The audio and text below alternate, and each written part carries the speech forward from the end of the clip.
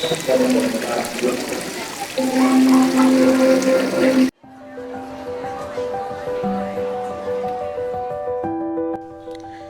balik lembaran buku dan waktu yang terus berjalan, ada sosok yang membagi waktunya antara mengajar, membimbing, dan menjalankan tanggung jawabnya.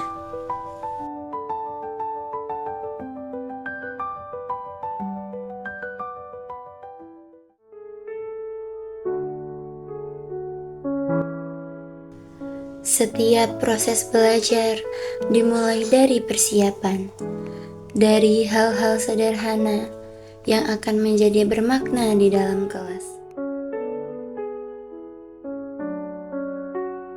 Langkah demi langkah membawa tanggung jawab yang tak pernah berhenti. Dan disinilah peran itu dimulai. Seorang guru hadir bukan hanya untuk menjelaskan, tetapi membangun pemahaman. Dari setiap kata hingga makna dipahami.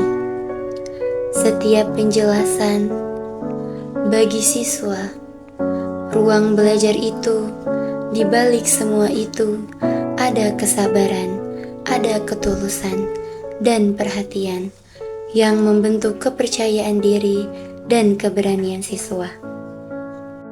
Pendapat aku tentang Bu Rita sih, beliau humble ya, terus juga kayak mood swingnya juga ada. Kita tuh bener-bener diajarin sama beliau gimana cara mengerti pelajaran-pelajaran bahasa Indonesia, dan beliau juga menyesuaikan diri dia dengan kita. Jadi pokoknya enak banget, seru. Jadi kita nggak canggung gitu loh belajar sama Bu Rita.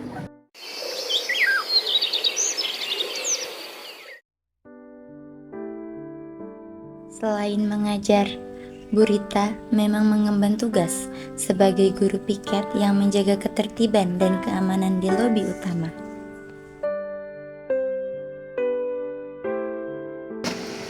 Jadi mana? Mau ini keluar. Oh, oke. Terima kasih ya, Pak.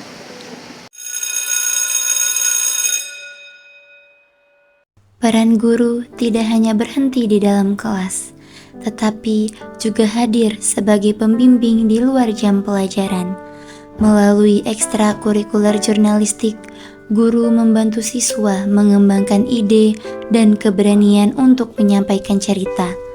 Di sini, guru bukan hanya mengajar, tetapi menjadi fasilitator dan pendukung.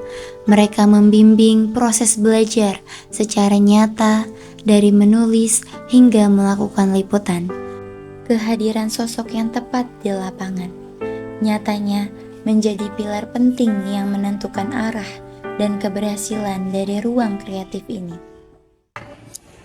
Jadi Bu Rita di sini sebagai partner ya, atau rekan kerja, khususnya sebagai partner saya untuk melatih dan membesarkan ekskul jurnalistik. Kalau saya di sini posisinya sebagai pembina yang lebih banyak untuk membuat program, sebagai decision maker atau pembuat keputusan dalam kegiatan program. Nah, Bu Rita ini perannya sangat penting buat membantu saya untuk mengeksekusi dari program-program yang saya rancang. Misalnya di dalam ekskul sendiri kan kita punya program kerja, misalnya selama 1 tahun kita mau kegiatannya apa saja yang berjalan. Nah, rutinitasnya Bu Rita memantau anak-anak nih.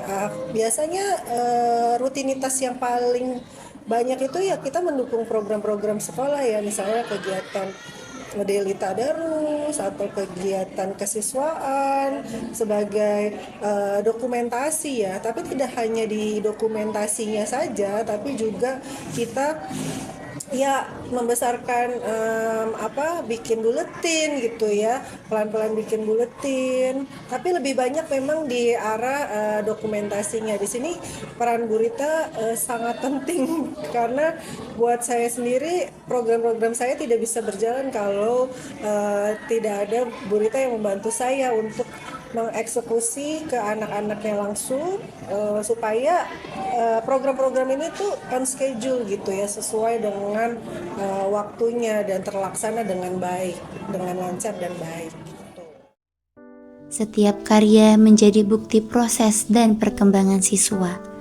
Peran ini menjadikan guru lebih dari sekedar pengajar, melainkan sosok yang membentuk kepercayaan diri dan kreativitas siswa. Apa yang pertama kali membuat Ibu tertarik untuk menjadi guru bahasa Indonesia?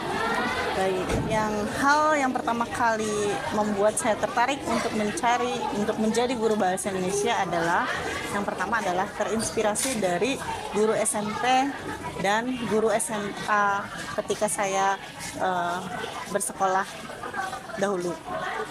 Kemudian pelajaran bahasa Indonesia dan sastranya pun membuat saya penasaran.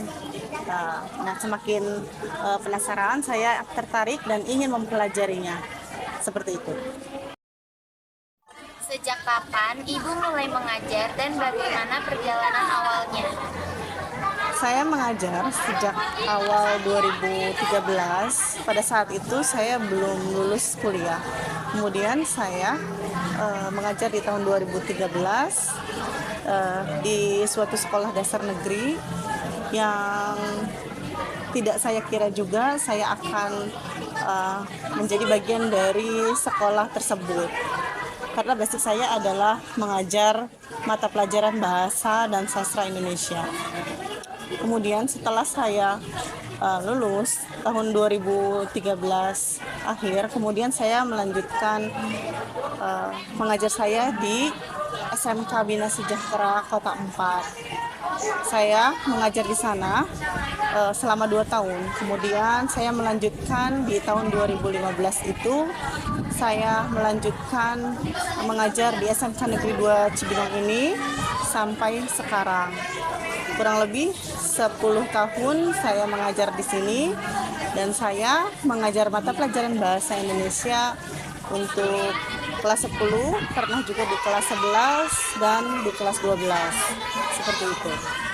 Dalam mengajar bahasa Indonesia, apa hal yang paling ingin Ibu tanamkan ke siswa? Hal yang ingin saya tanamkan ketika saya mengajar mata pelajaran bahasa Indonesia adalah literasi, khususnya keterampilan membaca. Untuk saat ini, literasi siswa itu sangat kurang dan sangat rendah. Jadi saya ingin menanamkan dan mengajak para siswa untuk melakukan literasi di setiap mata pelajaran yang saya tempuh. Kemudian saya pun ingin mengajarkan kepada anak-anak tentang keterampilan berbicara. Keterampilan berbicara ini akan mengasah para siswa dalam melakukan public speaking. Gunanya adalah untuk mengasah keterampilan berbicara mereka, berbicara di depan khalayak atau di depan umum. Seperti itu. Oke, pertanyaan selanjutnya, bagaimana cara Ibu membangun kedekatan dengan siswa agar mereka nyaman belajar? Untuk meningkatkan kedekatan para siswa dalam mata pelajaran, khususnya mata pelajaran bahasa Indonesia, hal yang saya lakukan adalah yang pertama, memberikan rasa nyaman dan memberikan rasa suka terlebih dahulu terhadap mata pelajaran yang akan mereka terima. Kemudian membuat suasana yang nyaman, yang lebih menggembirakan dan lebih menyenangkan. Seperti itu. Oke, kita lanjut ke pertanyaan yang terakhir. Jika Ibu bisa menyampaikan satu pesan untuk siswa, apa yang ingin Ibu sampaikan? Saya akan menyampaikan pesan kepada siswa, yaitu jadilah orang dan berakhlak baik.